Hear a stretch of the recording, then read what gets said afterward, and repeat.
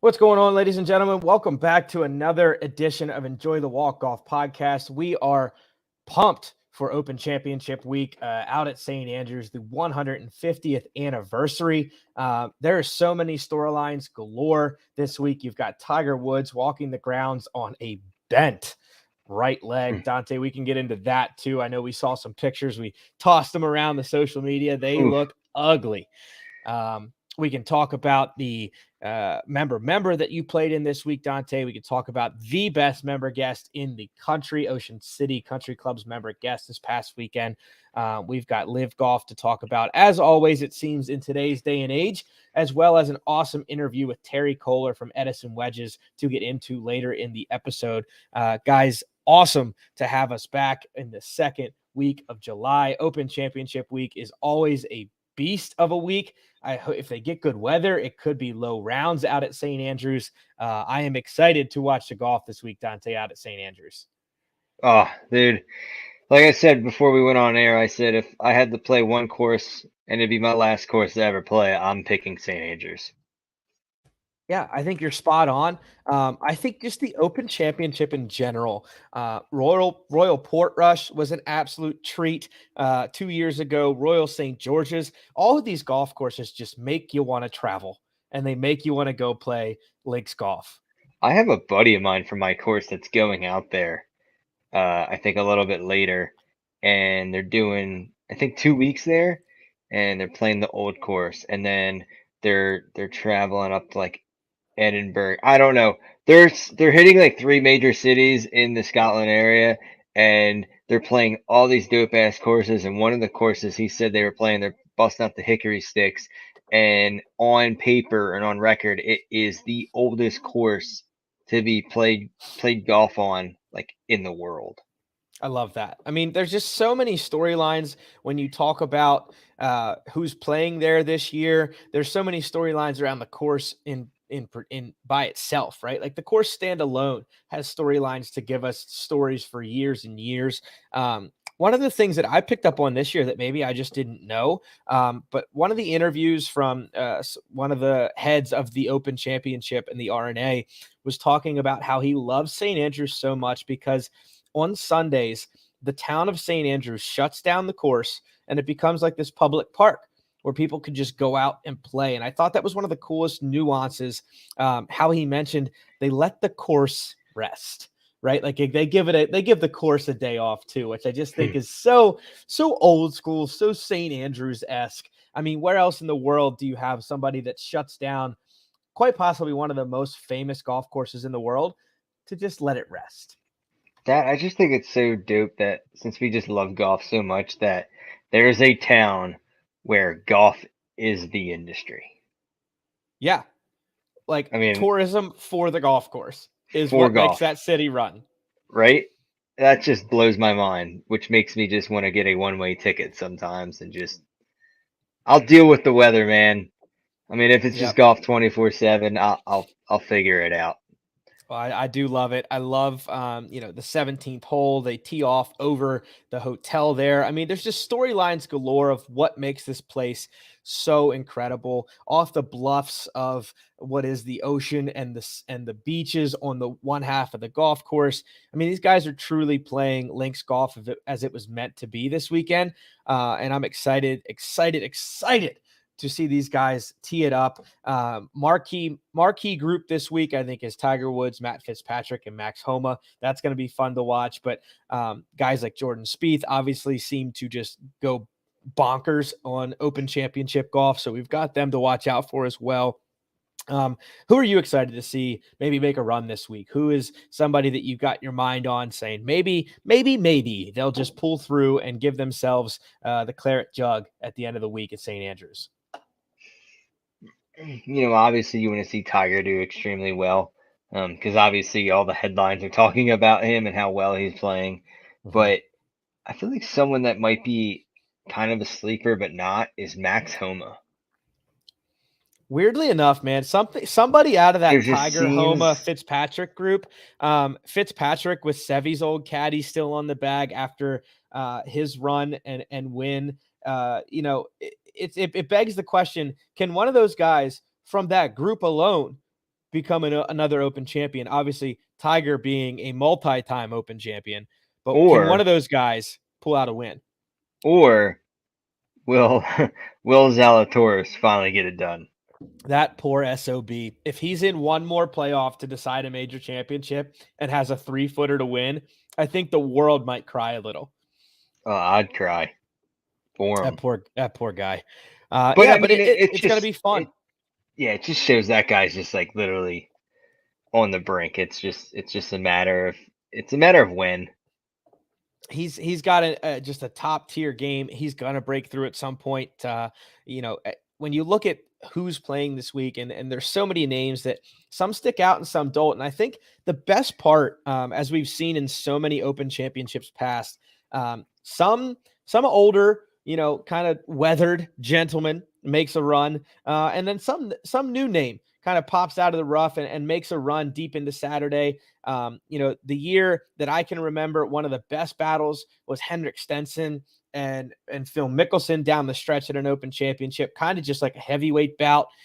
Phil ended up losing that battle, but Henrik Stenson kind of popped up out of nowhere, driving that massive Callaway Big Bertha 3-wood all over the place during that Open. So there's always good storylines. I just can't wait to see this year how the history books write themselves. Yeah, and it's just kind of comes down to like just being able to play your game, but also play links golf. Mm-hmm. But they're also saying that the weather's going to be absolutely extremely good. So they have a feeling that it's going to be really low. And like you said, it's extremely firm out there. So it's going to be, it's going to come down who's got the wedges and putter in hand. Mm-hmm. That's Yeah, just hot. and I mean, that's all it comes down to. Obviously, is the hot putter, but I think even more so this year at St. Andrews, where it's extremely dry, it's firm, it's fast. It's going to come to a little bit of luck, I think. And as much as I hate to say it, when you've got a golf course that is this firm, guys are going to hit 2 irons like over 300 yards or more. I mean, a video keeps resurfacing of Ricky Fowler when it was last held at St. Andrews, hitting a drive 458 yards because it was downwind and firm. I think crazy. it goes to show, like, if you get a ball on the right side of the fairway and there's no bunkers in the way, it could go forever. And on catch 22 of that, if you get a ball on the wrong side of the family or fairway and you get stuck in one of the pot bunkers, you're chopping out and making, you're struggling for par, bogey at best. And it's interesting to see. I think that's the best part. St. Andrews talks about how they added, quote, a few strategic bunkers have been placed to challenge the best in the world. Not only been placed, but heightened to reduce trajectory out of these bunkers. So basically, these bunkers have been specifically made for pros and deep enough to where they aren't getting the shot at the green. If they're in them, they're chopping out. So it'll be fun to watch. I think St. Andrews, again, is just a test as good as time. Like, this is just timeless, good test of golf this week. Yeah, I'm pumped to watch it. I mean, like you said, it's a course that you don't really see too often. You see it like every so many years. It's in a it's across the pond. I mean, it's the home of golf. I mean, what more can you ask for? Not much. I can tell you that. Not much at all. We got to finally see some press conferences this week out of not only past winners, but players who are still gunning for that first major championship. And there obviously, as has been for the past few weeks, was some live golf talk. Now, here's where it got interesting, to say the least. You and I kind of agreed with the way Tiger Woods went about talking about the Live Golf organization. He has, up until this point, kind of strayed from the conversation, not really gotten into the thick of things as the old man, the wise one on tour typically does. They're last to speak, but very, very wise and very stoic when they do speak about things like this. And I think he hit the nail on the head. You and I kind of both agreed. One of our biggest, I think, agreeances was the fact of how he said, what gives these guys incentive anymore, right? Like, if you don't have the majors, if you end up getting banned from the majors, if you're not playing for the opportunity to win, and the win means you get to go tee it up at Augusta because you won, on the said tour, what is the incentive to just tee it up every week and not really play for the opportunity into major championships or the opportunity into Augusta? And I think you said it perfectly, and I'll let you comment on it.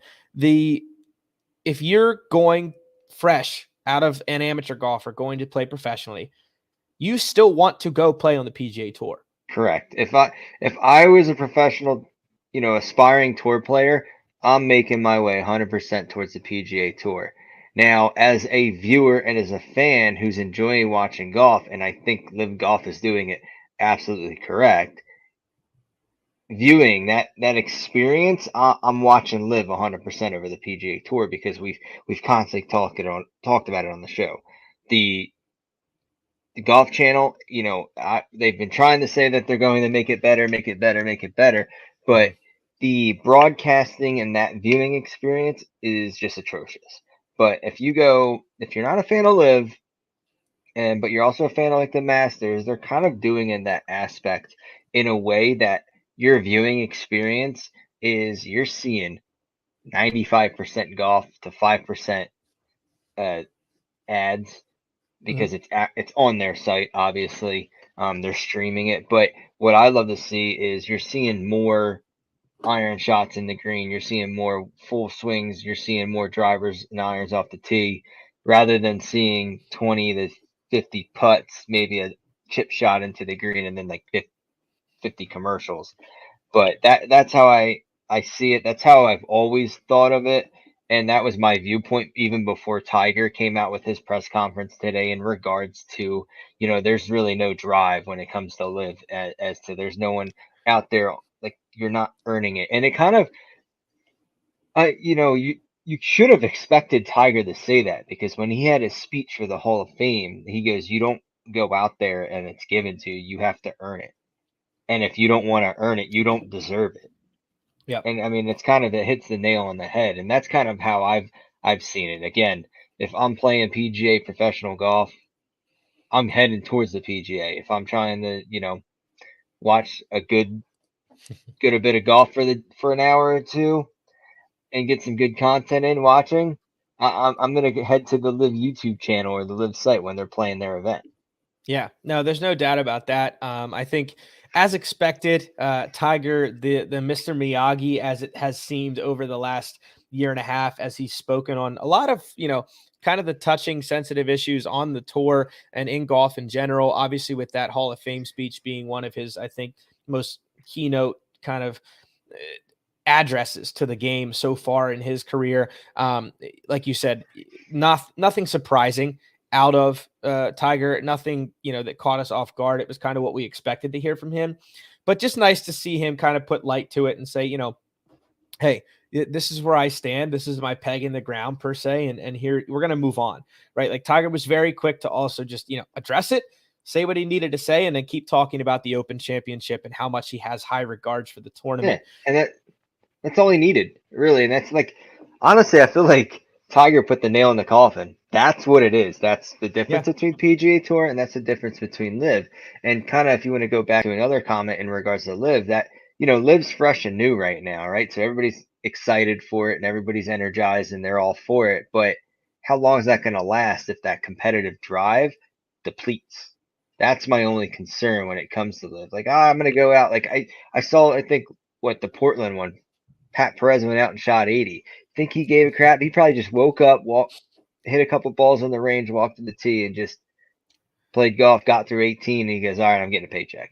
Well, you want to know what's crazy about that too? Not only did Pat Perez shoot 80 and get a paycheck, Pat Perez got 2 paychecks, because he got the personal paycheck and he was still part of the winning team, because Dustin Johnson and the rest of the guys ended up winning the team portion without using Perez's score on the final day. So again, I mean, it does beg the question.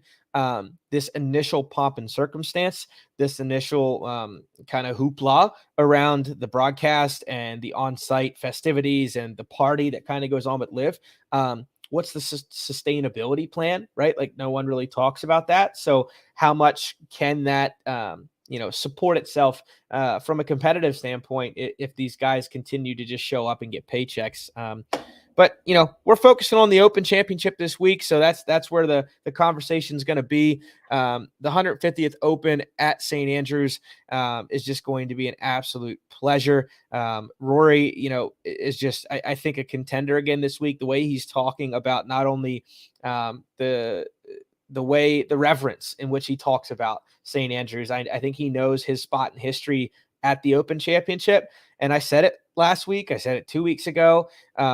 Rory has gotten a newfound revival of competitorship, if you want to call it that, out of the Live Tour. And I think he wants to shove it. He's quoted here saying, "It's very selfish for me, but the winner should not be a Live Tour player. And I personally want to see that happen." So I think what he's basically saying is he personally wants to win because he is so hell-bent on the winner not being from Live Golf, which I love. Yeah. I mean, it's great because I wouldn't say his game or over the past few years, kind of where he's been playing and mental stand, however you want to describe it, has been kind of stale in regards. It's like, Rory's there. Rory comes in, plays a couple rounds, then goes out and fires like a 64, and then comes out and is just in the mix. Now, kind of almost has that drive that Tiger had.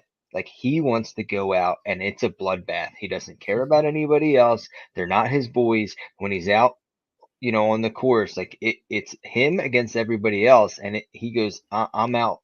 I'm out for blood. Yeah. Like, I want to win. Like, it's going to be one final person standing up against the rest. And he's saying that's going to be him. When I love that because Rory, I feel like, and you hit the nail on the head there too, the competitive fire to just absolutely annihilate somebody has not been there for Rory in the past, I would say, better part of a decade. I mean, when's the last time you looked at Rory and said you saw the killer in his eyes, right? I think between having a kid and just kind of being maybe the moral compass, or he felt like he had to be the moral compass of the tour and the people he represented, I think he kind of got away from being that killer a little bit. So definitely exciting to see that killer instinct back. It seems like back fired up in Rory. And I think that's going to play huge this week. Don't be surprised if you see him coming down the stretch on Sunday with an absolute great chance of winning it. Yeah, that's a good point. After, asking my player pick, still probably going to stick with it. But yeah, I agree with you on that one. I mean, he's got the, no pun intended, but he's got the eye of the Tiger. I love it. I absolutely love it. And boy, oh boy, do I just pray, just because it's at St. Andrews, that old Eldrick Woods Tiger makes the cut this week. I think that's a win for him. I know people were talking about it's, the reverence of the game and this, that, and the other. I think after what we saw at the PGA with him going home after the third round, I think a cut made and playing all 4 days is an absolute win for Tiger. Well, even his press conference today, it's either today or the other day, whatever, this week, he basically said, because it seemed like, people started bringing up the aspects of retirement. And he's like, I'm not retiring. He goes, I just know I'm limited to how much I can play, and that his chances of winning is also limited in his eyes. He's accepting reality, but he's not giving up. Right. No, you're spot on. I think it'll just be so much fun to watch him play this weekend at a course that I know he loves, right? Like, he has always talked about how much he just adores playing at the home of golf. So just as a golf fan, just so pumped for him to be out there. So pumped for him to be playing in this thing again, showing up and really giving himself the opportunity to play major championship golf. So exciting things from the Open, guys. We'll be keeping you kind of tuned in as much as we can throughout the Thursday, Friday, Saturday, and Sunday rounds on Instagram and Twitter. So go check us out there at Enjoy the Walk Pod on Instagram and Twitter. And you guys can always go to www.enjoythewalkpod.com to check out all the links on the upper right-hand corner of our homepage. That'll take you to our YouTube, to our Instagram, Twitter, iTunes, Spotify, all of our links to all of our platforms where you guys can find our podcasts, our YouTube videos, and more. Go to www.enjoythewalkpod.com. And don't miss out. Hit that subscribe button all the way down to get our email list as well. Dante, so we had some member guest stuff going on this past weekend. It seemed like as we were looking around the entirety of the East Coast, it was member guest season or member season all around. So you had member, right? So let's talk Yes, about that, sir. man. How fun was the member and what was all involved out at Running Deer? It's probably one of the tournaments I look most forward for the year because it's mainly because of the whole camaraderie aspect of it. It's all member run. It's not through the course. Obviously, we have blocked off tee times. We had 56 guys in. It was a $150 buy-in per player, and based on the participants and the handicaps, you drew a line in the middle, and there was an A flight and a B flight, and an A player got randomly paired with a B player. And for Saturday and Sunday, you go out and play a two-man better ball, 90% handicap. And the guy who runs it, hats off to Z. Uh, he puts on a great show, and Taters for helping him out, two guys that I play with every weekend. They, put a lot of work into this. We get 2 kegs every year just for us afterwards to come in. We get there's just prize money left. I mean, it was nearly like almost 10 grand worth of it's like $8,000 in the pot. Wow. I mean, closest to the pin uh payouts we had, obviously, your first, second place, however he does the payouts with that. You had um team skins. That's like come to your biggest payout. I actually got one of them on Saturday, There and you then you could go. do like little $5 side bets, like front back overall with other teams. So there's just so much commotion going on, but everybody in the group they just constantly look forward to this. I was seeing like I know a good. I wouldn't call myself the mayor over at Running Deer, but I know a lot of people that are members there, and it's great to have that. So I'm looking at the list of all the players, and I know guys that all were new players to this tournament. So obviously the word's spreading, right? The tournament's probably just going to Mhm. keep getting bigger and bigger each year. So I mean, we had an absolute blast. I played extremely well individually. I kind of went in the mindset because I knew everybody in the B flight, I knew everybody in the A flight, so I was just kind of matching up, saying who would I get matched up like. I don't know who I wanted to get matched up with, and there was actually 2 players that would be solid picks Mhm. if because I was in the A bracket, if they were to be selected as as my partner, and I Sure. ended up getting the guy. Unfortunately, he didn't play well, but I was talking to a buddy of mine prior to the week, and I said, "Yo, who would you want to get?" And we were rambling off some names, and I said, "You know Mhm. what? I'm going in with a completely different mentality this year. If I play well, I play well. It is what it is. Right. And, if I win, I win. But I'm going to go out there and just play my game and do the best I can and screw my partner. Like, I'm not going to worry about him. Like, in my mind, right? Like, because you go in there and it's like you're trying to yin and yang it, or you're trying to ham and egg it, and Mhm. you're worrying about your guy, hoping like, oh, we're getting to this hole, he pops, hoping he plays well. Like, I don't give a rat's ass if he plays well in that hole or not. My goal Sure. is to play well in that hole. And I went with that mindset and it worked. Unfortunately, my partner played like absolute dog shit and until the last 9. I mean, hell of a guy. He's like Phil Mickelson's doppelganger. Oh, We jeez. call him Bombs and Shanks, right? And it was just a hell of a time. I mean, Yes. we had an absolute blast. I mean, I couldn't have asked for a better weekend. We came out we got our money back with some of our side bets. I was able to get a scat or a skin on the Saturday, which at the end of the weekend when the payouts went out, we got our money back plus some. So all in all, it was a win in my book. I love it. Those events, man, are so much fun. We'll get into the member guests I played in here in a little Yeah, bit, you but had a hell of even a weekend. dude, even the member though, and like you said, just being able to be around that many guys that you know and to have a good time and for all the same common goal, getting to that keg after you're done playing golf and maybe winning a couple matches too. It's just what golf is all about, especially not only what golf is all about, but what being a paying member somewhere is all about too. Like that's 3/4 of the reason why you're a member. Obviously, you want to pay golf play golf, but you also want to be a part of these awesome events where it's just the camaraderie aspect of being a member at somewhere. Yeah. Oh, hands down. I mean, I've been a member. This is the first and only club I've ever been a member to ever since getting into golf. And I've been a member since the end of 2014 or Sure. early 2015. So that just shows a lot of, I mean, you look at you look at these clubs and, you look at these high-end clubs, you're like, man, that'd be sick to be a member. And then, I'm not saying it's like bad, but you have these like lower end clubs or whatever, like less expensive, I should say. I wouldn't Yeah. say lower end. That doesn't necessarily Easy now, trash any of these killer. scores. Easy. But you know what I'm saying? Like you got, Yeah. and you look for, you're like, all right, well, I go in looking for a membership if it's me. If I were to say happen to move to a completely different state and Mhm. I decide I want to join a club, I'm going to look at this. Uh, the golf course, is it a decent golf course to play at?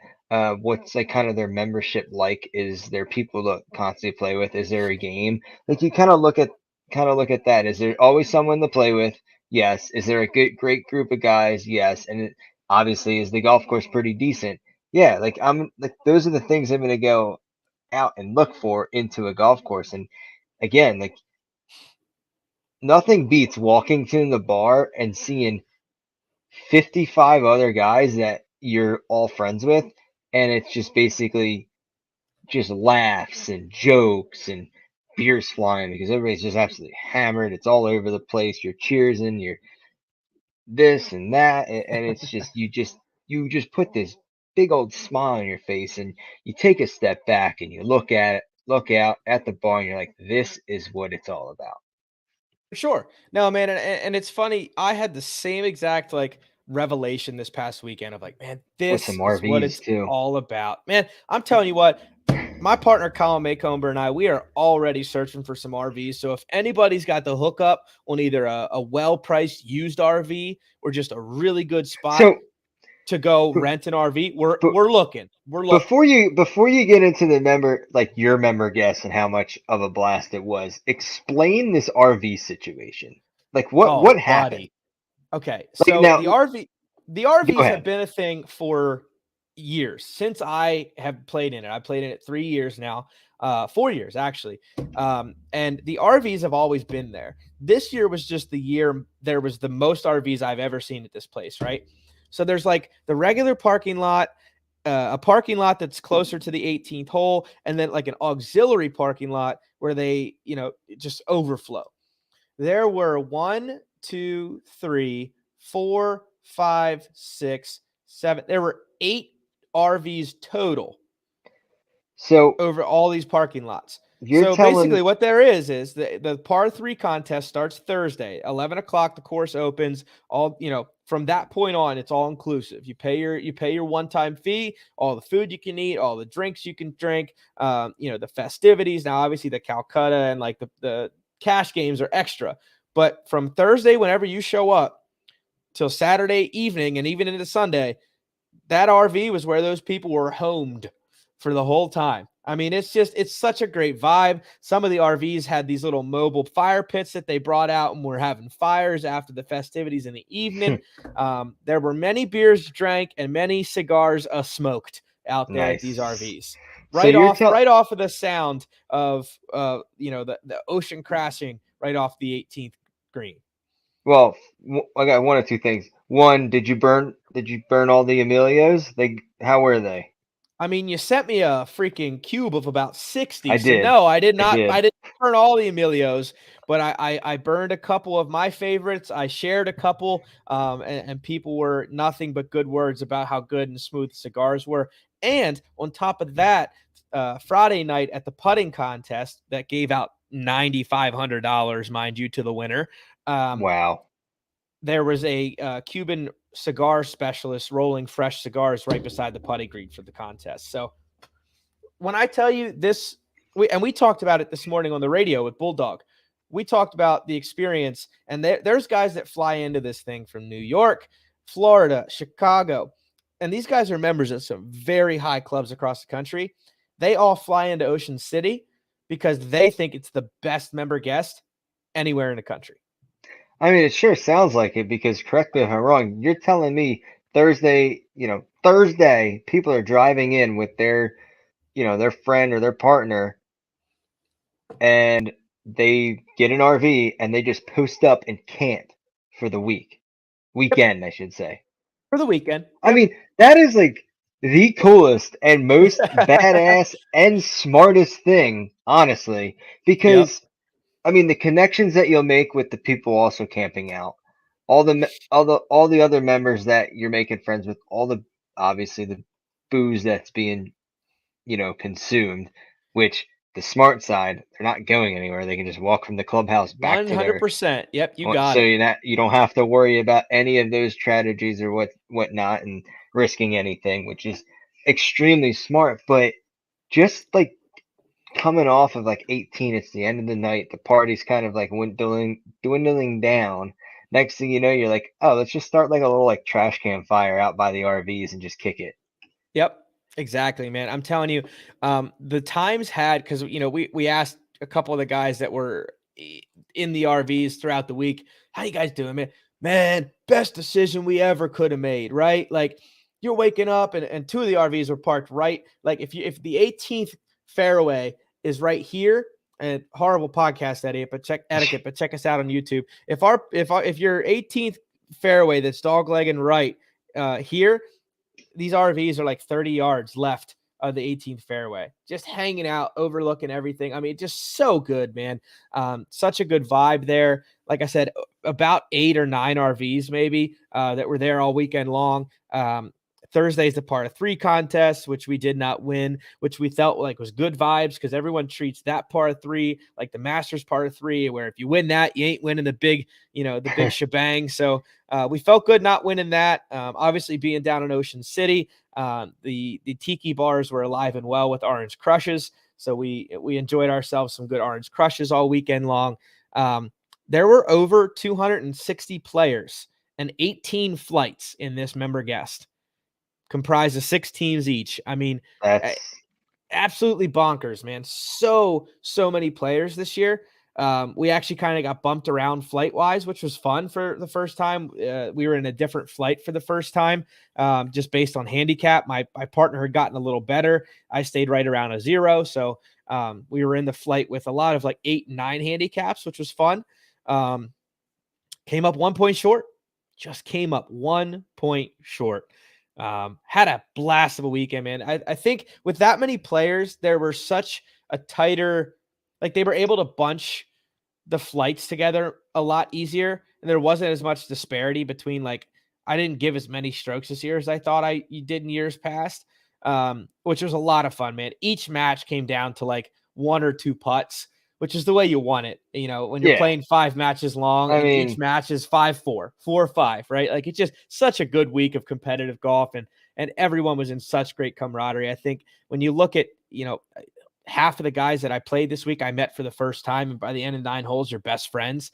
It just so much fun had out at Ocean City Country Club.